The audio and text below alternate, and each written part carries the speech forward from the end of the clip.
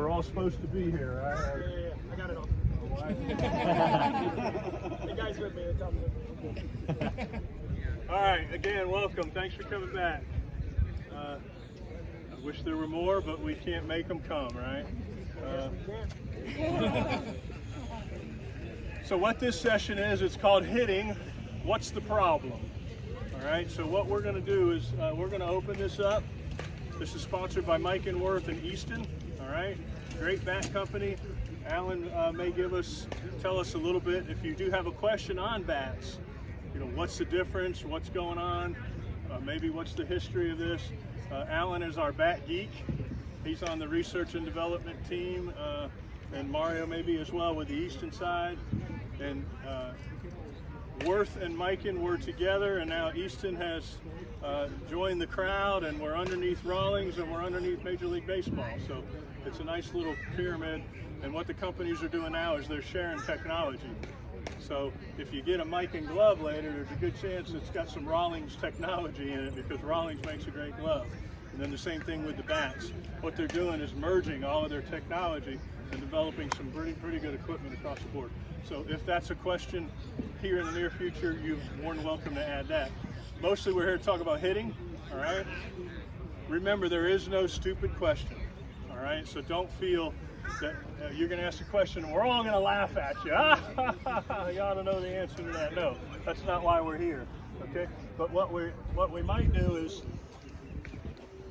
you're gonna ask the question and everyone else is gonna learn from that answer. All right, so it may not be something that's on the top of your mind and the question that you want to ask, but again, you can gain some knowledge and learn a bit about. I'm not going to do all the talking. I'm going to lean on these guys as well. You're tired of hearing from me, all right? I'm going to be the facilitator, but whoever has an answer to the question is going to jump in and give you their opinion. And then if we have a drill or something that you can do to get you some repetitions to make you better at what the problem is, we're going to offer that to you as well, okay? So anybody want to ask the first question? Mostly hitting stuff, all right? And again, go ahead, fire away, and we're going to repeat it loud enough so everybody at home or whoever watches the video later will know what the question is. Yes, sir. So I hit all fields, but when I sometimes try to go to right, anything that can help with not looking at shoulder. That's a great question. One of the most, the question is, when I go to opposite field, I tend to dip a little bit and fly out, okay? It's a great question, and it is a common flaw that happens when we try to go the other way, all right? Anybody want to take that? I'm thinking maybe we'll do the ball diagram, Bob, to get an idea.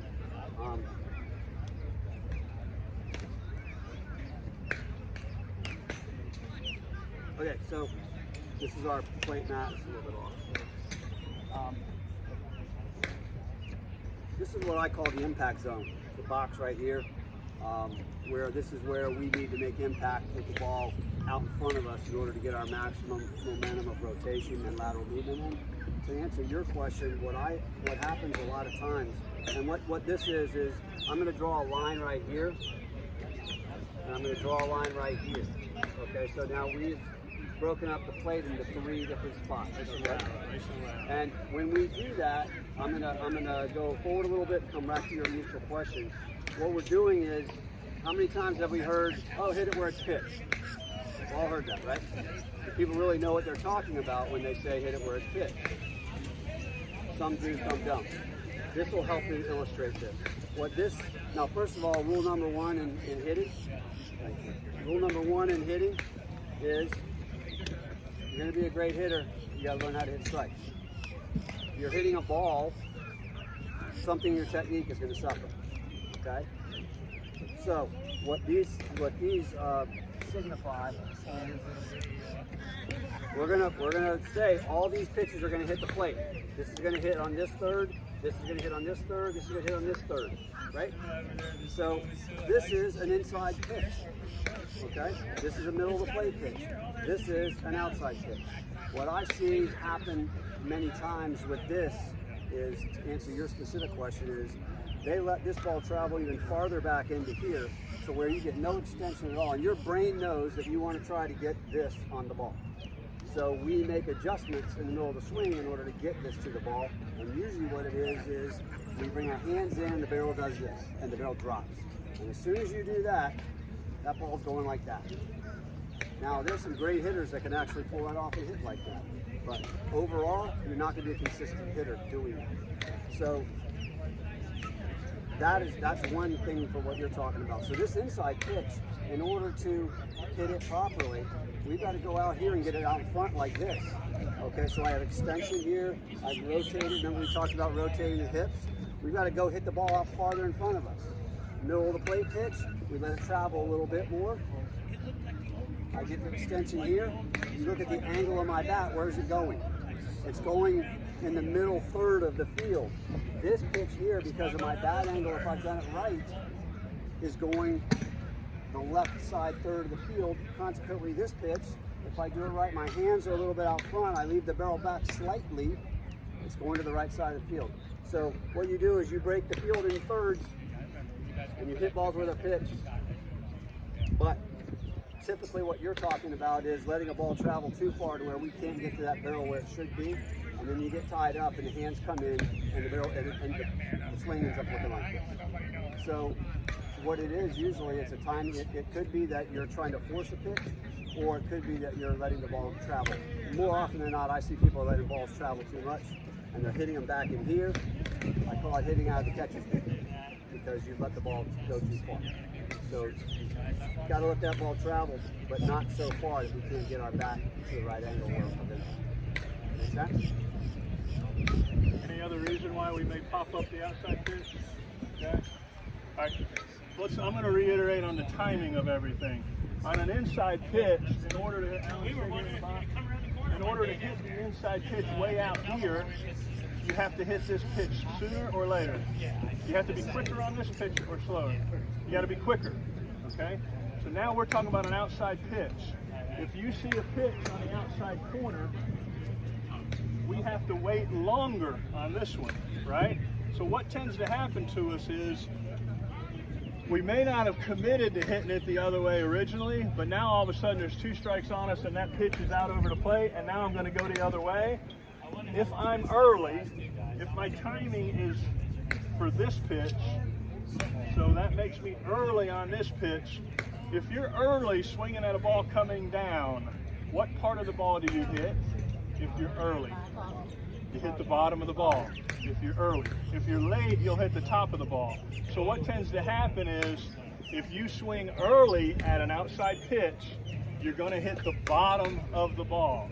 All right, so sometimes it's just not only the location of the pitch, it's the timing of it. All right, so you have to wait longer to hit an outside pitch. All right, so you may just be a little bit early on it, which means you're hitting at the bottom of the ball and popping it up when you go to right field. Let it get deeper and hit it a little bit later. There's also another rule on pitches. Ready? If the pitch is short, where should we hit short pitches? Anybody? Short pitches. We end up having to pull them. Alright? It's easier to pull a short pitch. If they throw you a deep pitch, where should we hit deep pitches?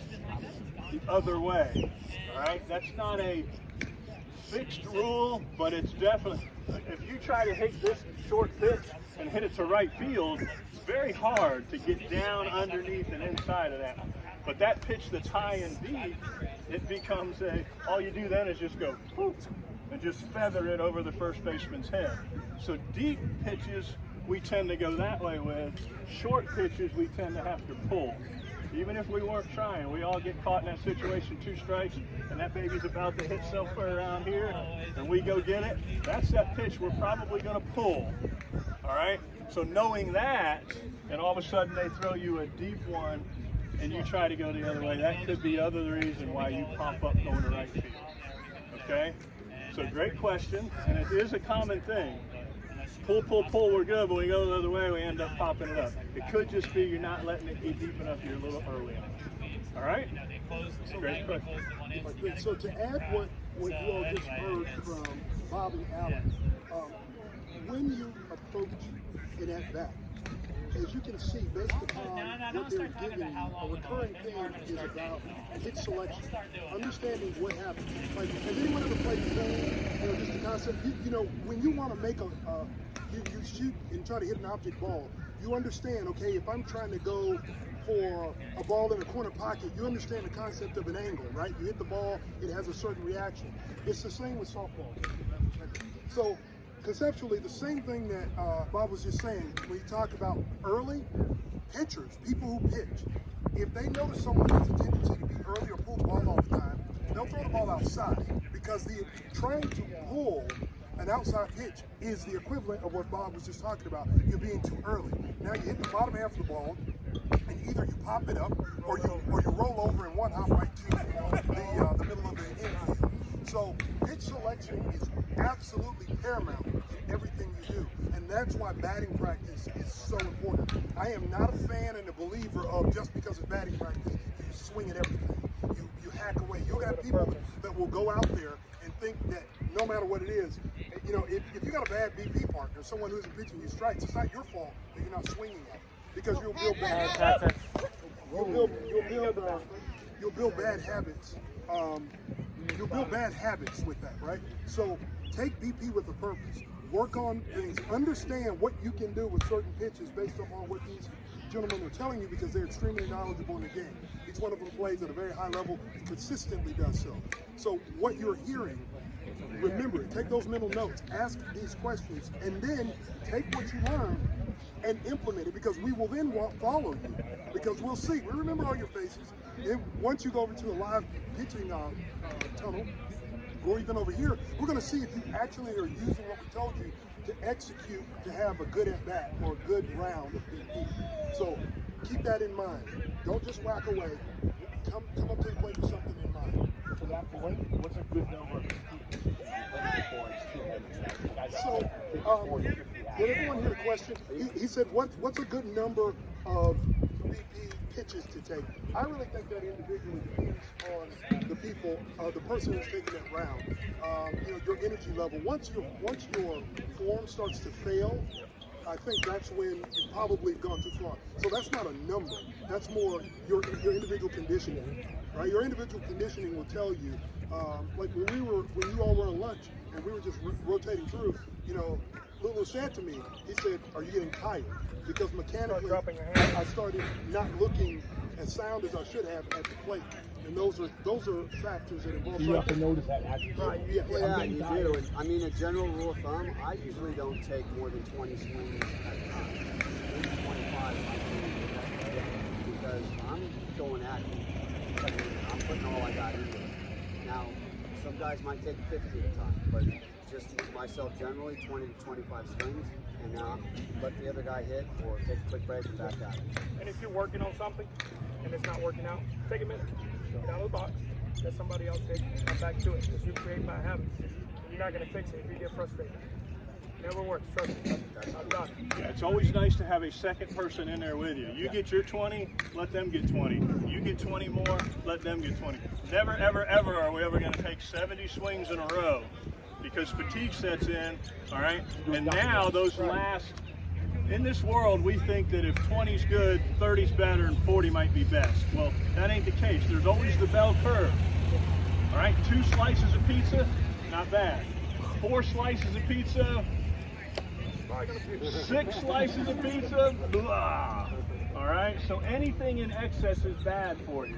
So just because 40 swings is good, it doesn't mean 80 is going to be better, because sooner or later you're going to be on the backside of that bell curve, and now you're reinforcing bad habits, because now your hands have dropped a little bit more and a little bit more and a little bit more, all right, because your hands are tired, your bat is slow, now you're not doing yourself any good. So don't be He-Man out there, I hit 3 bags of balls today. That doesn't make you a better hitter. All right, we all know that there's a certain number. Let's get to the top of that bell curve and quit. All right, don't start coming down the backside of that bell curve. Everybody understand that? So know your limits. I take BP once a week. That's all I need. That's all I can afford with my schedule, and that's all I can get my wife out there to pitch to me with. But I know this guy here, he's got people always wanting to hit with him. So Alan hits 4 or 5 times a week. All right, well, he needs to know his limitations, and I know what I need, and other people know what they need. But again, anything in excess is bad for you. Got it? So keep that in mind. All right, great question. Pulling your head out. Okay, so What's the question? question is, he pulls his head off the ball. All right, let's talk about why do you think you're pulling your head off the ball first? Trying to hit it too hard. All right, if you're over swinging, we tend to do that. All right, yeah. Anything else? What else would make the head come off? I think a lot of people try to see where the ball is going before you make contact with it. So you're looking before you even make contact with the ball. You're looking where you're thinking you're going to hit it, but you're really not actually seeing the ball impact the bat. I work with individuals, and I will tell you that 70% of people do that. Okay, we're going to fix that in just a second. The other one is the head. A lot of times is connected to the shoulder, and a lot of times if you're pulling off the ball and pulling your front shoulder, if you pull your shoulder on the swing, the head's going to go with it. All right, or if you pull your head, the shoulder's going to go with it. So you've got to keep that front shoulder closed a little bit longer. Sometimes we do that because we're trying to hit it too far, or we're trying to pull a pitch and the shoulder leads the way. When we teach hitting, we teach feet, hips, and hands. The shoulder is you're okay. The shoulder is a non-teach. We do not lead with the shoulder. All right? We do not lead with the shoulder. If you're up there hitting and leading with the shoulder, you're going to pull off the ball. All right? The shoulder is a non-teach. The shoulder moves because the hands move. All right? So never in our instruction that we just did earlier today did we mention the shoulder, because it's not a leader. The shoulder is a follower. It gets out of the way because of the hands. All right? So one thing we could do is put a glove on your head. All right? Where'd my glove go? I thought we might need it. Anytime we add something, it's called a proprioceptor. Anytime we add something to the mix, anytime we add something to the mix, oh, now I feel something on my head. So if I put my head, now when I get in here, you see me moving around, I look like a mummy. But anyway, this would help you, all right? Now I want to go ahead and hit that ball. The glove on my head is going to help me keep my head still, all right? So this adds a little bit of feeling to it. So now I'm going to tend to keep my head still. Alan Tanner is one of the best at keeping his head on the ball. Tiger Woods did it. You need to be over here learning some of this. Perfect response. Perfect response. Tiger Woods takes a little bit of, there's times when he'll get in there and you'll see him hit and he'll keep his head right there. We do what we call no peak batting practice, where we'll ask you to hit and don't look and see where it went. I'll do a soft toss drill where after you hit it, I'll put some numbers down, 1, 2, or 3.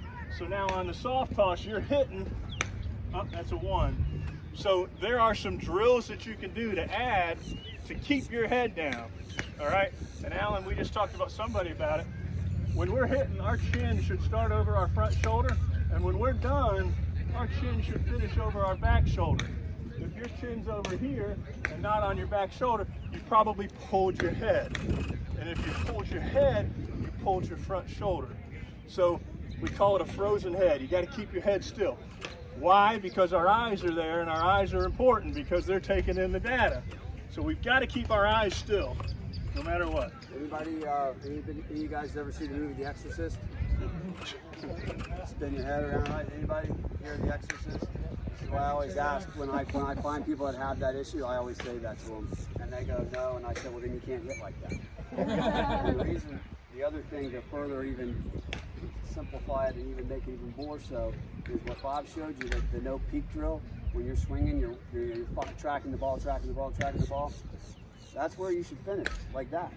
And I always tell everybody, you got plenty of time to find out where the ball is when you're running down the first baseline, right? There's very few similarities in in golf and softball, Bob just showed you, same thing. You go to any good golf teacher and he'll tell you, there's the ball, it's on the tee, you're back here, see how my head's back? Ball's gone.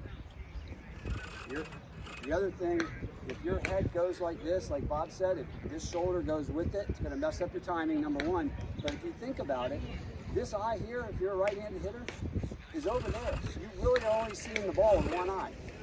Because your head's gone, this eye's over here, you're kind of glancing at the ball. You're really not watching the ball impact the bat.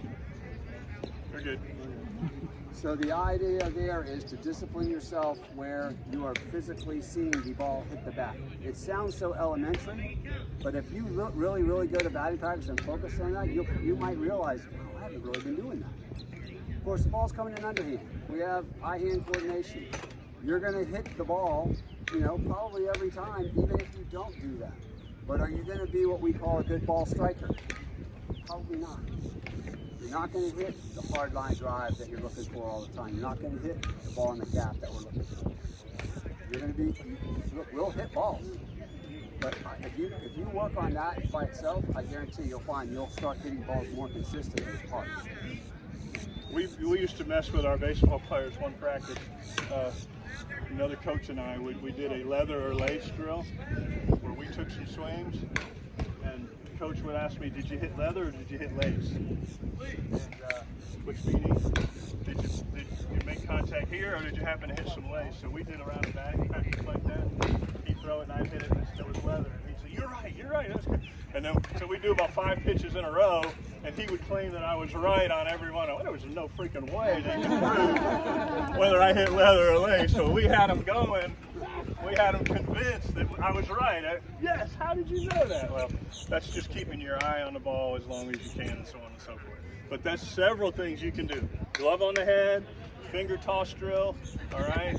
Chin goes from shoulder to shoulder. Those are all ways of fixing that problem right there. And hitting off a tee is a very, very good tool because you really want to, one of the things I do when I hit off a tee is I'll take the ball and literally face the label out, facing me, where I'm literally reading the label as I'm hitting. And then I'll stand here, watch my head, boom. See how this reinforces it? Every time. A lot of what you've heard from the instructors is critical to remember. They're teaching you little things, right? Little things that build what you all know. You've all heard the phrase muscle memory. Because what happens is if you keep doing these things over and over, it becomes second nature. You don't even realize you're doing it. So it may feel uncomfortable. Like in the first session, for those of you that may have been here, when you heard Bob talk about, you heard him talk about lining. You have 2 sets of knuckles. You have your punching knuckles and your door knocking knuckles. And he said, for this session, he wanted to see everyone do the best they could to line up the door knockers if they're slightly off. But he didn't want to see that sort of death grip thing going on. These little things, if you put them all together, right? Take the knob to the ball. You probably have heard Bob talk about that, or if you haven't, you will. The knob to the ball, lining up your door knockers, keeping your head down, watch that contact all the way through. Those little things, they may feel uncomfortable, but if you do them, if you keep doing it to where they become repetitious and muscle memory, you will see improvements in your execution, guaranteed. I'm willing to stake that right now. If you do that, if you work through the point of discomfort and get to the point of executing the things that they're telling you consistently, you will see improvement and you will be more consistent as a ball striker offensively. And that's the key, right? It's slow pitch softball, right? Nobody's throwing the ball 80, 90 miles an hour at you. So it's your job to get up to the plate and be a hard out every time. And the things that they're teaching you, if you put them to work and execute them consistently, I guarantee you, your game will improve. Guaranteed. Good. Awesome. Great question. All right, next question. Follow up on the first thing, tee placement for the inside-outside pitch and how high. Okay. Alan just showed you the contact area. Let's go ahead and spin it around this way as if we were out there. Did everyone also hear his question? Did everyone hear the question? Tee placement, how high, based upon whatever work you're doing? All right. the greatest thing about the tee and tee work is you can control the variables. You can work on a low and inside pitch. You can work on an up, high and inside pitch. You can work on a pitch that's low and away. You can work at, you can set the variables and control the variables with a tee. That's great. You get out there and ask your BP pitcher, all right, I want it up and in. We're going to be there all day before we can get 20 up and in swings. So the tee is wonderful. If you have a weakness, a hole in your swing, you can work on it, all right? And you can work on it by placing it. Alan already showed you the location, the contact area, inside, middle, and away. So what you want to do is you take your tee and put it to where you're working. If I want to work on pulling the ball, I'm going to put it out in front on the inside part of the mat, all right? Height. In softball, we usually make contact in softball from the hip to the shoulder, which is totally different than in baseball. In baseball, where do they usually make contact? Between the knee and the hip. Anything above the hip in baseball is supposedly a ball, all right? So baseball swing and a softball swing are totally different, all because of where the pitch is coming. So in softball, we need to work on hitting pitches from our hip to our shoulder. Luckily, these GTs are high enough that we can go as high as we need to. If you don't have a tee that extends like that, get you a bucket. Get you a bucket to put underneath it and then put your regular tee. The milk crate works too. So if I want to work on pulling the ball down the left field line, I'm going to stand here as wherever I would as if this is my board, okay, or the plate. For an inside pitch, the tee is out in front a lot more. So now I set the tee out in front, I stand in my spot, and now I can work on pulling the ball. All right, so now as I go, I'm going to get to that pitch. I'm taking my knob to the pitcher, creating my swing plane, and then my top hand is going to take my barrel to the ball. All right, so on the inside pitch, the barrel is going to get there before the hands, and I'm going to pull that pitch. So here it comes, and I'm going to pull it. All right, I can do 8, 10, 15 of those in a row if pulling the ball is my weakness. All right, so now we can do it again. I can keep the height. Now again, I'm either trying to hit, on purpose, I'm trying to hit it in the air or on the ground. So I want you to go a step further. Don't just pull it, but I want you to pull it either in the air or pull it on the ground. So let's say this one, I want to hit a ground ball down the third base line. All right, and I happen to choose a high pitch. I guess that's high, I don't know. So now I'm going to work on hitting the ground ball down the third base line. Contact area is out in front. Pinky knob is still going to go. Barrel's going to go. Ah, darn it. All right. But you have an immediate, you know, right? You know that I got it wrong. All right, instant feedback. So now I got to work a little harder. I got to get on top and get me a ground ball. Okay, and again, we do it until we can do it 8 out of 10 times before we move on to the next one.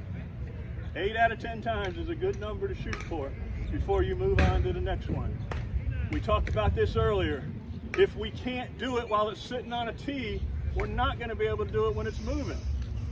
All right, so we have to do it here on the tee and do it right and make sure there's not a disconnect between my eyes and my hands.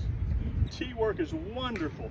Now let's say I want to go, I'm a pull hitter. How many dead pull hitters do we have here?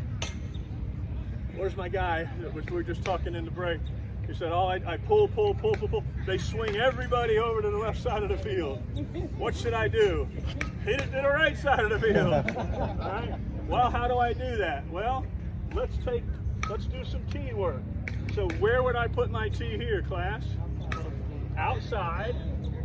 And then how far back do I need to let it travel?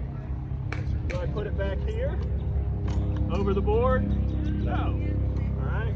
We already learned here at camp this week that we want to let it get me what we wanted to get out there. Now, along these lines, I'm going to get out of the way.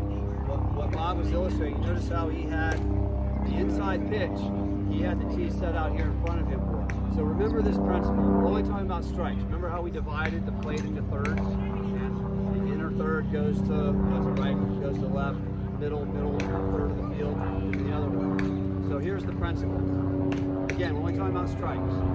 The farther inside the pitch is, farther out I must go to hit it. Okay? The farther I must go out here and be aggressive to hit it. Now he's going to illustrate to you how to hit backside. So that is the one where, here's our inside pitch. This is where I'm hitting the inside pitch. This is where I'm hitting the middle pitch. And this is where I'm hitting the backside pitch. Do you understand? So it's a timing thing of you first recognizing where that pitch is going to land and then disciplining yourself to get the barrel to the ball at the right time. Do you understand? Make sense? All right, so here's a double T drill. Now I've got an outside tee set up, I've got an inside tee set up. All right, I'm going to stand in the same spot that I did just a minute ago to hit this pitch. All right. If I'm trying to go to right field because nobody's over there, the first thing I'm going to do is what when I get in the box? I'm going to back off the plate a little bit. What does that do for me? Makes everything an outside. It makes everything an outside pitch. That's the coolest thing about the boards and the worst thing as a pitcher. All right, I got Stillwell playing shortstop telling me, make him pull, make him pull. Stillwell, the freaking guy's out of the box over here. How am I going to make him pull? You know? So as a hitter, you're in charge by where you stand in the box. They don't call people out of the batter's box much anymore, except in Vegas. All right? That Field of Dreams, because the box is painted there. Just because it's painted there, now all of a sudden they're going to make us call it as an umpire. But anyway, as a hitter, you can get the pitch you want in softball. At least in our world of senior ball, because See how it changes the dynamics of, remember how we had the plate in the thirds?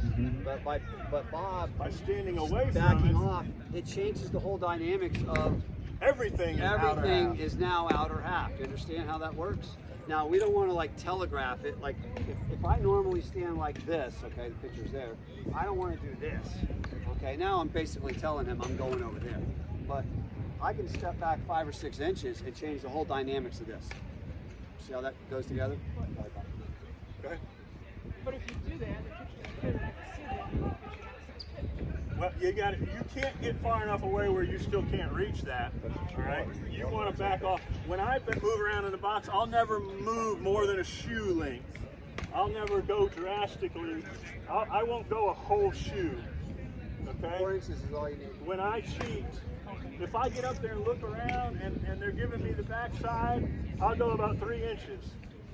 Okay, that way I can still reach that one. You're right, you don't want to go too far because then I'm going to try to hit the outside corner of the board, and the only way you can hit it from here would be to dive in, and that's not the swing we want. So you don't want to over exaggerate it. Anything in excess is bad, remember, but usually we can do it by moving, you know, this now is everything's inside, and then this one now everything's outside. So you're also not telegraphing it to the defense. You know, And even if that, there's still nothing they can do about it. Right.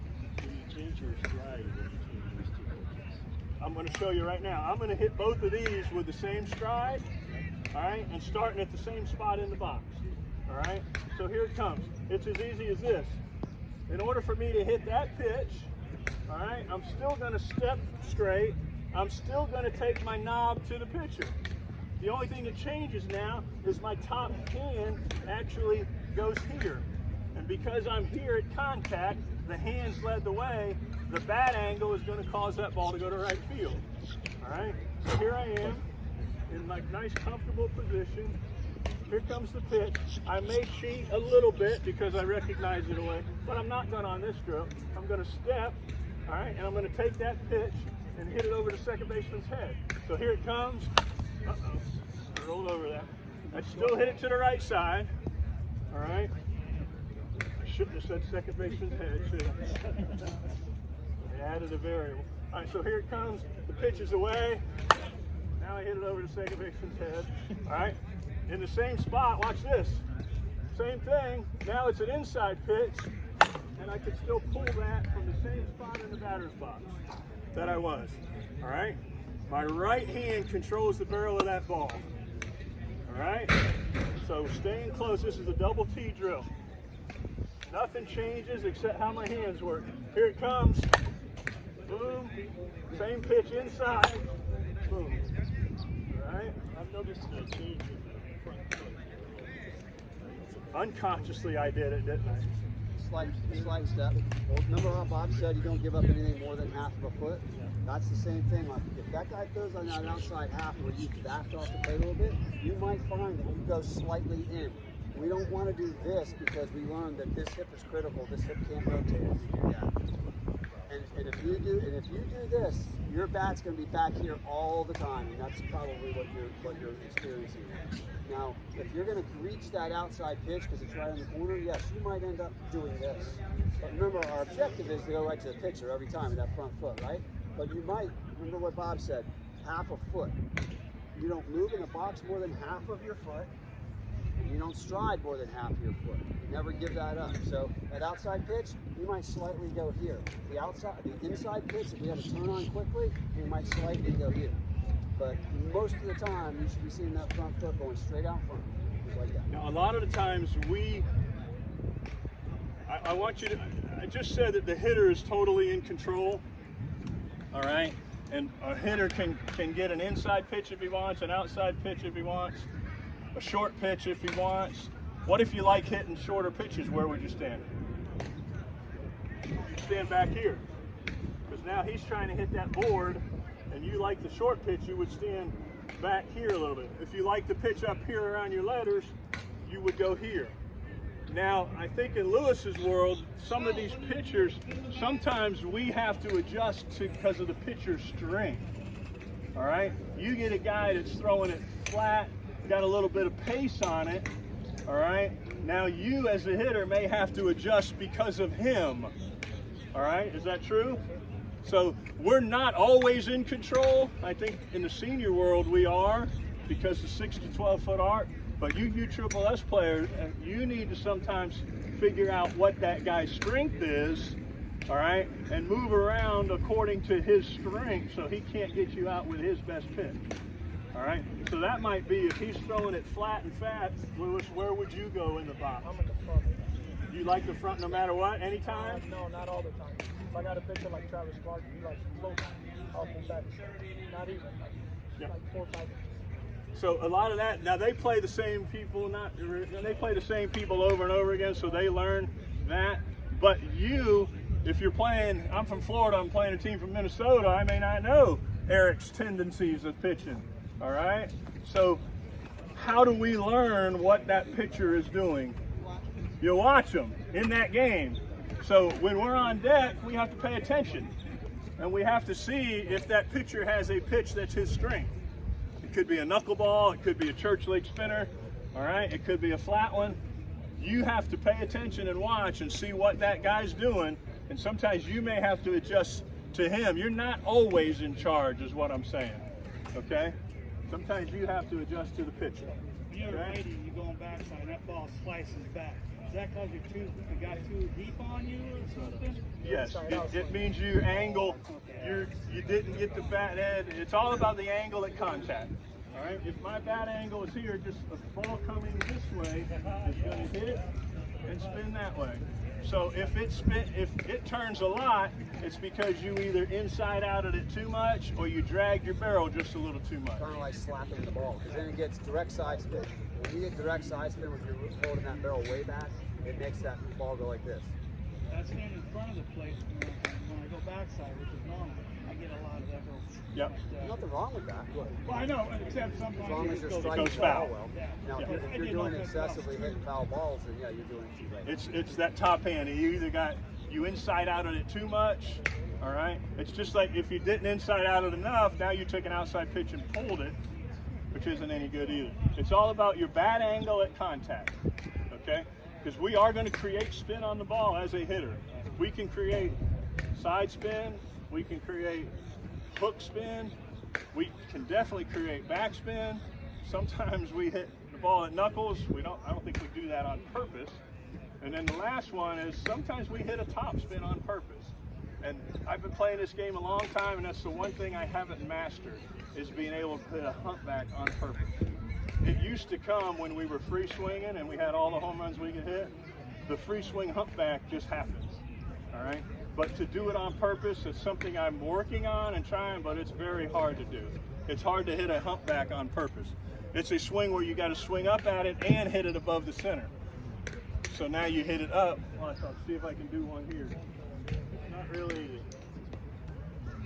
In order for me to make this ball have topspin, I need to swing up on it and make contact a little above the center. Let's see if I can do that. Ready? So here's my swing plane. I'm going to go here and try to come up, and I'm going to try to hit it here. So it still goes in the air, but it has topspin. If I miss a little bit, it's going to go straight down into the ground. So let's see if I can hit a ball and create topspin. Ready? That had topspin, but it's a ground ball. All right? It's not real easy to do. It's a little bit of an uppercut. Oh, that's got a little hump back to it. Now, if I stood here and did this, I don't think I could do it 8 out of 10 times. All right? And anybody else? Is there anybody in the world that can hit a hump back on purpose? 8 out of 10 times. It ain't When I easy. do it, it's on accident. Yeah. And if you think about it too, situational hitting, right? Do you want to try something like that if someone's on first? Because if you miss it, that's a double play. You're double play. That's really, that's even a way of advanced pro skill deal. There's not many people that I know that can call that out and do it consistently. Hitting the topspin on command is one of the toughest. Let's just get us to hit line drive. All right, let's go. Anything else? Burning questions? Yes, sir. So I cut the ball a lot, but I struggle with the low ones when I cut it. Any All right, tips? so in order to, the question is, he likes cutting the ball, which means creating what? Backspin. Is that a good thing? Heck yeah. But he struggles with the low one. All right, so let's do this. In order to create backspin, we have to hit it where? Above the center, in the center, or below the center? Below the center. It is a rule that we tend to hit what we see. We tend to hit what we see. If we swing at high pitches, what part of the ball do we see mostly? The bottom of the ball. If it's up here, we see the bottom of the ball. We tend to hit the part of the ball we see. All right? Now you're trying to hit a low pitch and hit the bottom of the ball. That ain't easy to do. I'm trying to avoid that pitch, but Sometimes with 2 strikes, you have to hit it. Yep. All right? I would say quit trying to cut the low one and just go ahead and hit that thing as hard as you can on the face and hit a one-hopper through it or turn it into just a regular line drive. It's difficult to hit the bottom of the ball when the ball is way down here. Yep. Where do you It is. stand on the plate? That goes back to where it depends where the pitch is. Like I'm probably like just behind the plate. I'll I mean, if that's a weakness of yours, like Bob was saying, move up on. yeah, depends on the pitch. Yeah. yeah, Depends watch on the pitcher. pitcher, but you might be able to. If you're in front of that plate, Yeah. that ball is short, most likely it's not going to be a strike. If you got to go down here to get it, Yeah. it's not So going to be a you're strike. playing USSSA, right? Yeah. Okay, so if you're here, Yep. okay, and that pitch is, and you're having to go like this and trying to cut that Yeah. ball, that ball probably is not a strike because it's going to hit the plate. Yeah. Okay? Sure. So you shouldn't even be swinging at that Yep. pitch. Okay? Agreed. You're probably trying to create hitting. Remember how I said, anytime that you're hitting a ball, something in your technique suffers. Yeah. So you're probably swinging at a ball. Or now, if you're standing back in here on the plate Yep. and you're getting that happen a lot, up in here, Yep. then like Lewis said, Step up. go up 4 inches. Okay, I just changed the dynamic of the plate. Because we have to watch what the pitcher's doing too. Yep. Even in U-Trip. Lewis and I were just talking a little bit. I really noticed last year watching them how the umpires at their level, at the major level, Yep. are starting to allow a little bit more arc. The ball's landing back in here as strikes. They're calling that 8 and 9 foot pitch in U-Trip now, where before it was all, So you might have to adjust a little bit according to the pitcher and to the umpire as well. But from what it sounds like is you're probably swinging at balls. Fair enough. It's just protecting the plate. And Yeah, you have to protect You have the to plate. protect. You don't got wanna 2 strike out strikes and he looking. throws you that Yeah. pitch. You got to get Yeah. it. But like Bob said, in that situation, then let's not try to cut it. Let's just get down to it and see if we can get a line drive cut to the infield. Thank you. All right, another question. All right, I want to share two of the most popular drills that I know that I think will benefit every single one of us. Okay? The first one's called the fence drill.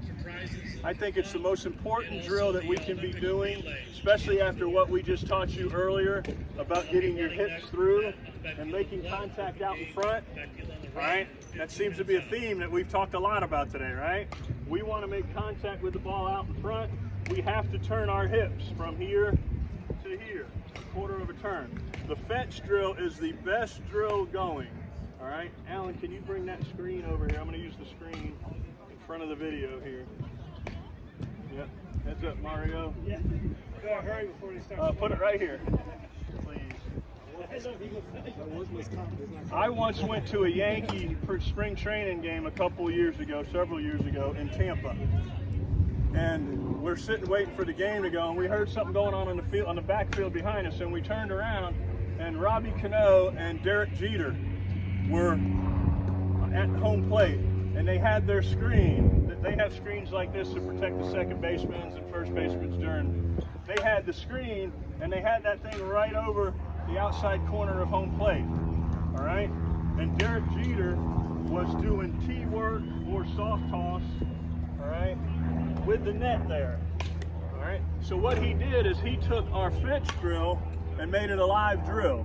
Well, here's what the fence drill looks like, guys. What up, ladies? What I want you to do is stand a bat's length away from the fence. Put it on your belly button and put it on the fence. Stand a bat's length away from the fence. All right? Now, in order for me to do this right, I want to swing the bat without hitting that net. All right? If my hips are facing this way, there is no way I could do that. I would have to go like this if I didn't turn my hips at all. All right?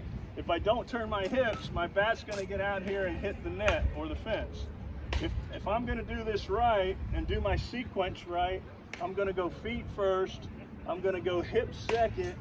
I'm going to take my knob to the pitcher, pinky to the pitcher, right hand to the ball. I should be able to swing without hitting that net. So here's what it looks like. Boom. All right. Foot down, hips open, and I'm taking my swing. That's my fence drill. All right. If I do it wrong and don't turn my hips, I'm going to get instant feedback from the fence. The fence don't lie. All right. And I'm also going to scratch my new AT-18. Make sure you use an old bat, but actually you can use a new one. If you break it, you can call me. I'll get you another one. All right.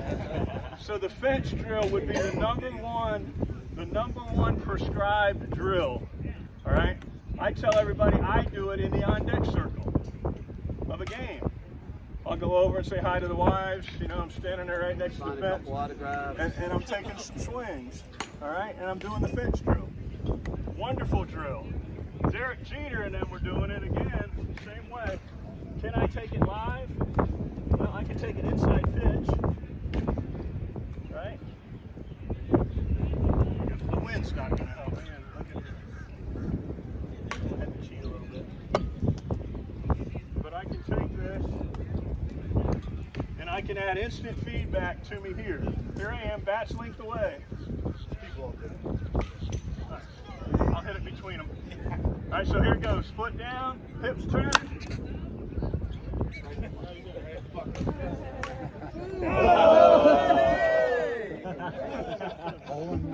Better stop now, Bob. All right, so there's my fence drill. In order to do it right, Remember the William Tell Apple drill? so here I am. He made me do it one time when I stood there and he hit, and I was standing. Yeah, right Alan, here. trust me. So I ought to be able to get to that pitch without a problem, and I'm only a bat's length away.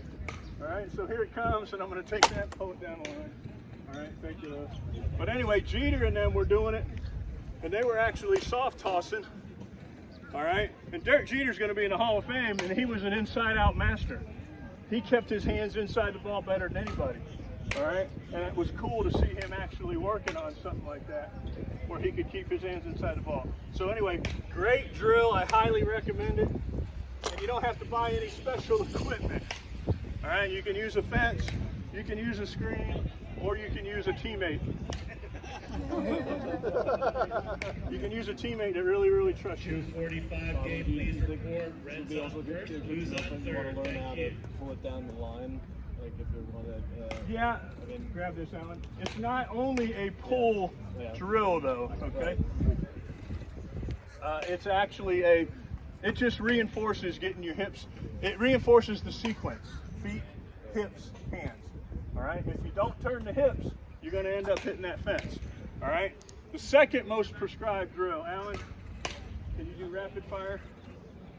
Have you seen me do it? Yep, you give me a picture. I'm Oh, you don't want to do favoring my hand. All right, rapid fire. This is my favorite of all time. Let me do it shadow first. Let me show you what this looks like. We talked about the major muscle group in rotating earlier. If you were here, you'll know the answer. The obliques. The obliques are very important for hitters. That's these muscles in our sides.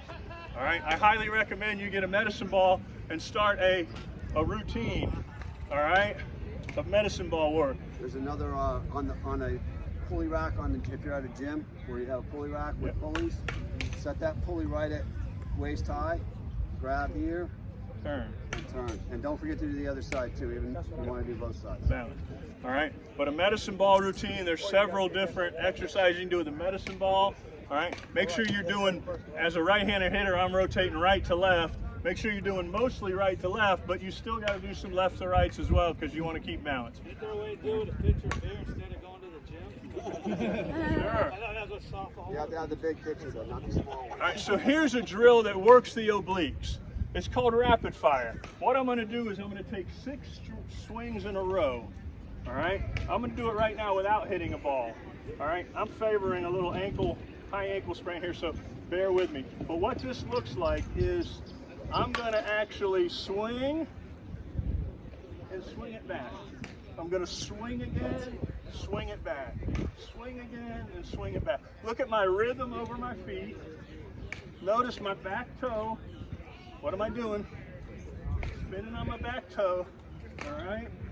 I'm moving to my front foot, but not moving through my front foot. This drill works on balance. It works on linear motion. It works on rotary motion. All right. It works on swing planing. All right.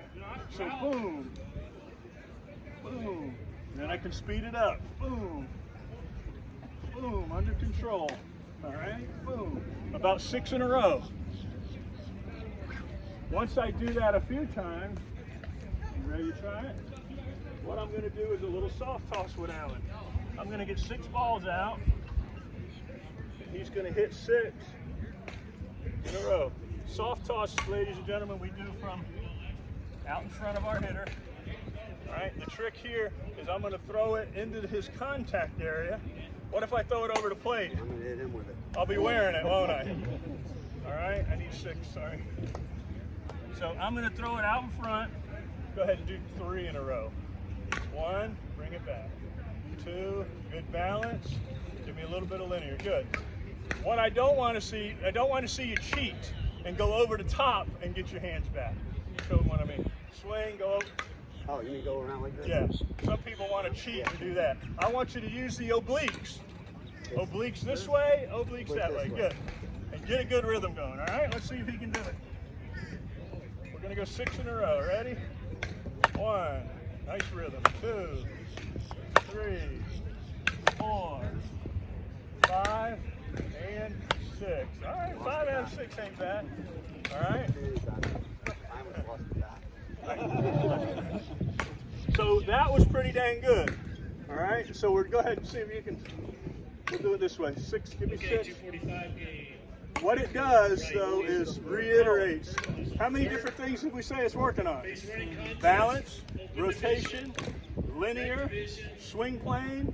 Now that there's a toss, that pitch isn't going to be in the same spot every time, is it? So now my left hand's going to keep doing the same thing, but my top hand's going to have to what? Adjust to each one. All right? So let's see. Right here. Wait on me to get back. All right, here we go. So a little rapid fire. Boom, bring it back. Oh, boom, bring it back.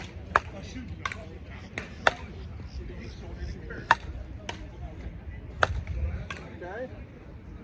You do 2 or 3 sets of those. First of all, you're gonna be out of breath.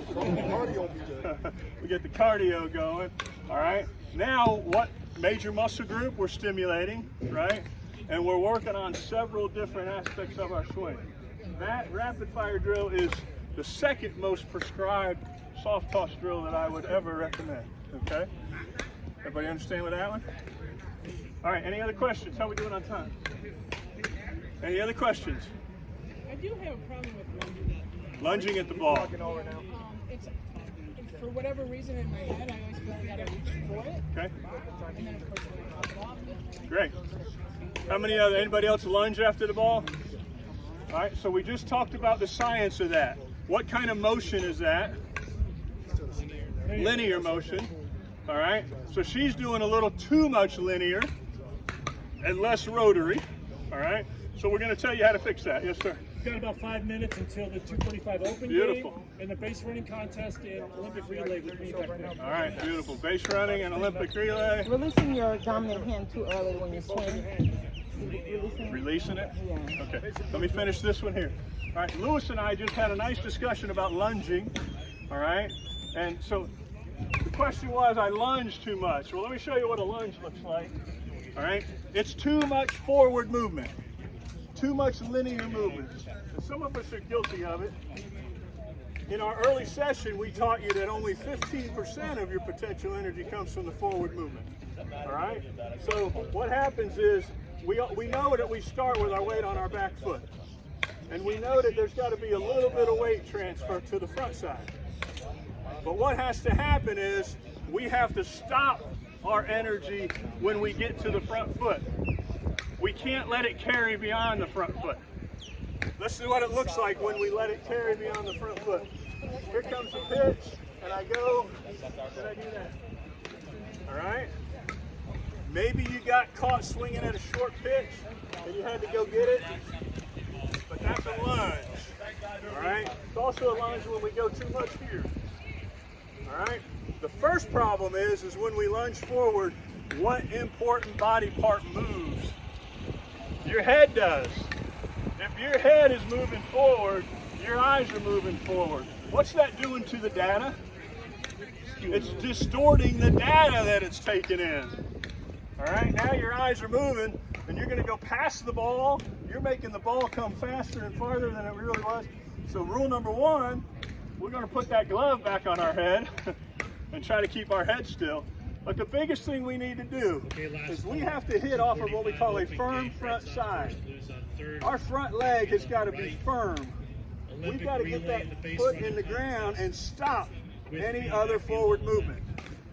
Once it stops going forward, what happens to our energy? Once our energy stops going forward, it actually goes up. And that's exactly what we want. We want our kinetic energy to start at our feet, move up the inside of our left leg to the hips. The hips actually rotate, move the kinetic energy across to the shoulder area, all right? And then centrifugal force comes in and moves the energy out the arms and the back. Pretty cool, right? Kinetic energy, rotary motion, linear motion, centrifugal force. All right? Really, really, really, really cool. So here's what it needs to look like. When we put that front foot down, I'd love to see you land on the ball of the foot. The ball of the foot. All right? Seattle Mariners scout came out to my practice one day, and we were having this discussion. You know, I said, Coach, we got a lot of guys lunging, hitting off their front foot. He said, Obi, tell them to put that spike in the ground. They're hitting with cleats on. He said, tell them to take that spike right there and stick it in the ground. So as a hitter, when that foot goes down, stick that ball of the foot, stick that spike in the ground so you stop. So you stop going forward. Once that energy stops going forward, it starts moving up, which is where we want it to go. Okay? So stick the ball of your left foot into the ground and hit off of what we call a firm front side. That left leg is actually going to go from flexion to extension. It's going to turn a little bit. I like to tell my hitters to introduce your knees to each other. All right? I want your right knee to get to know your left knee. And here's what it looks like. Of course, in baseball, even more so, if they get down into their legs, we're going to stand up a little taller. But here it goes. When that foot gets down, I want your knees to introduce themselves to each other. It's almost like doing the twist.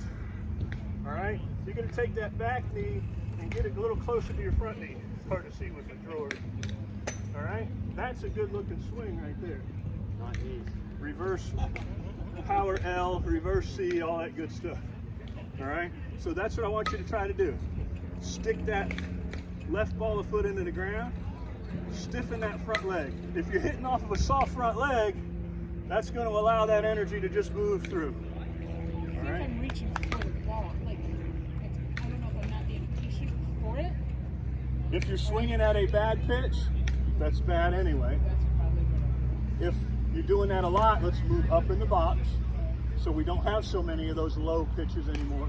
Move up in the box, make those pitches be a little higher for you. And let's start hitting balls that are up a little bit higher.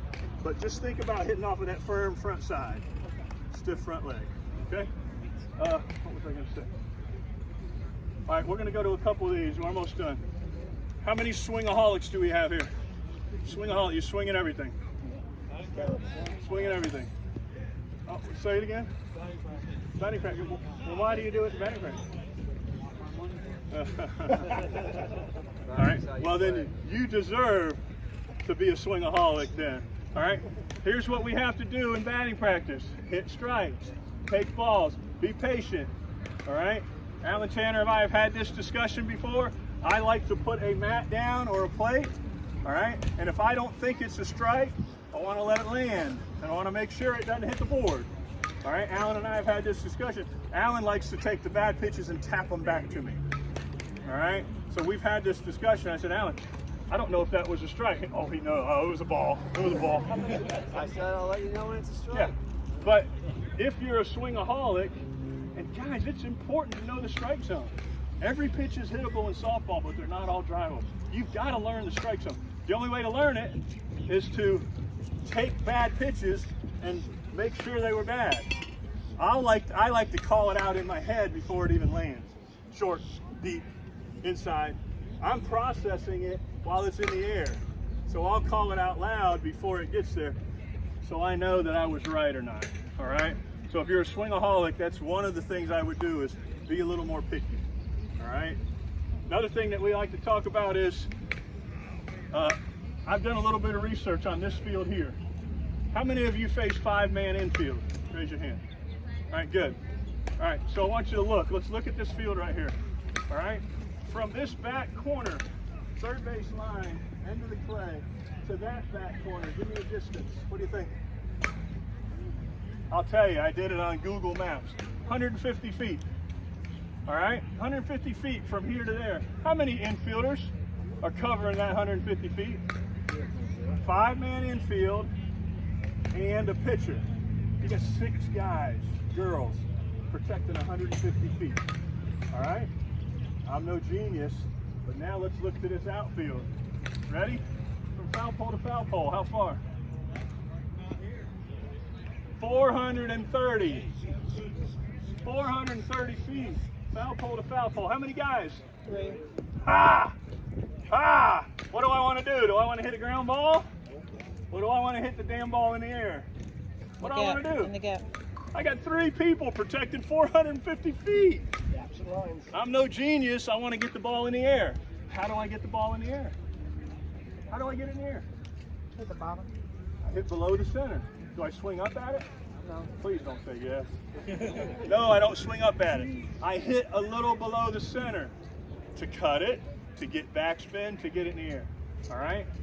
3 people, Lewis, did you know that? 450 feet. 3 damn guys. Now, they're a little faster than the fat guys that we have on the corners here in the picture. I understand that. They're pretty quick. But I'm going to play the odds, play the percentages. I've got a line I can shoot for. I got 2 gaps I can shoot for. All right, I'll never shoot for that right field line. That's out of play for me. But I have at least 3 targets I can go for. So understand, look around, and then practice hitting the ball in the air. Practice it. How do you do it?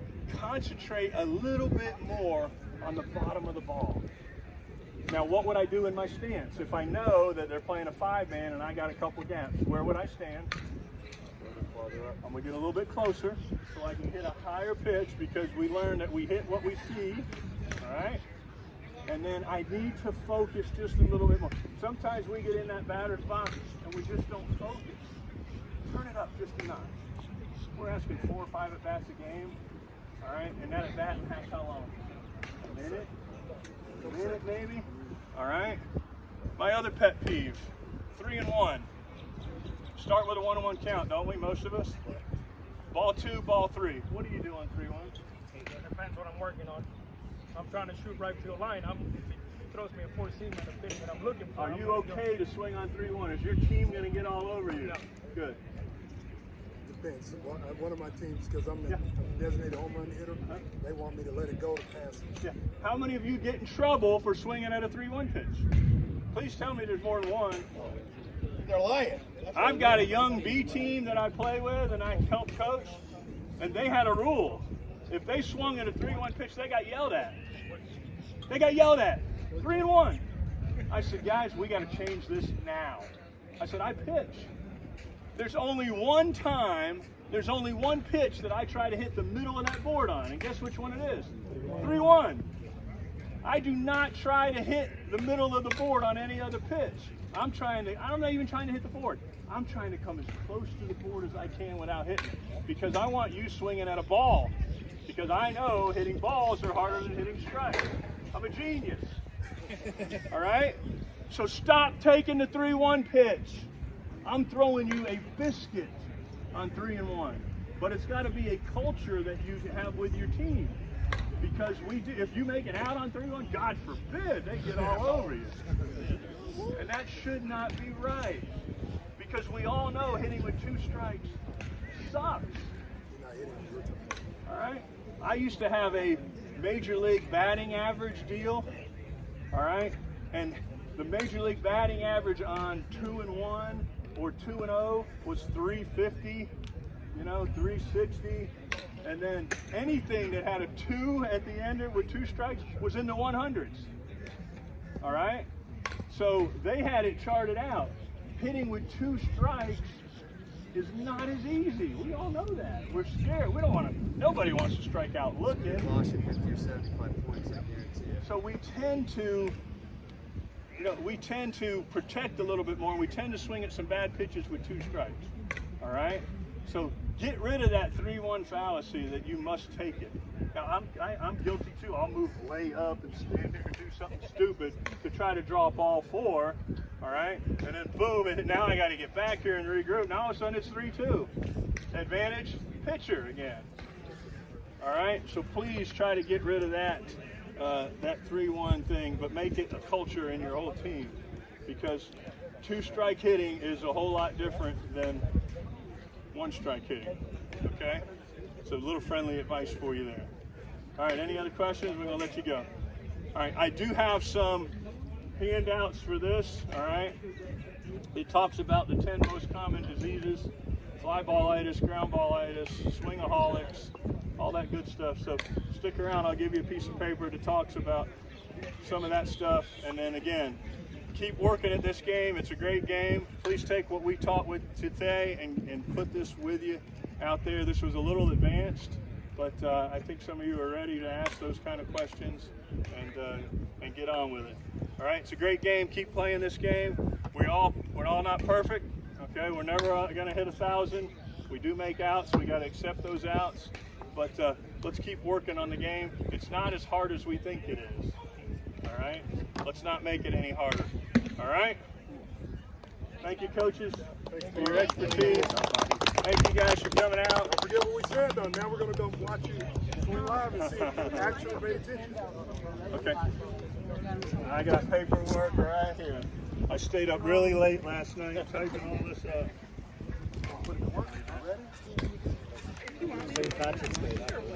If you missed the earlier session and you want some of the notes, we did some of it here.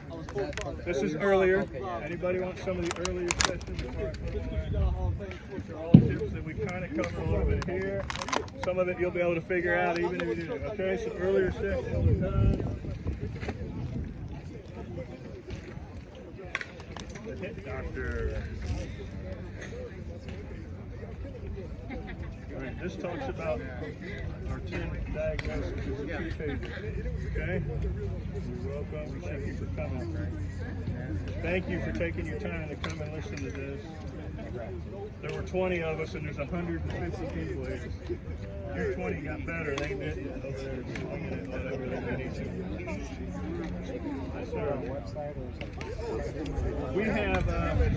We have a lot of videos. This one might get up on it. It's called Senior Softball Center. YouTube. Senior Softball Center. Type that in, and you'll see a lot of Alan and I's videos. Like and subscribe, right? Well, you don't have to, but Well, you should. then anytime we add new ones, like this one might go up. Senior Softball Center YouTube page. Go in there. There's a lot of we filmed a lot of our sessions, and there's a lot of good stuff in there. Okay. What's the name of it? Two of you.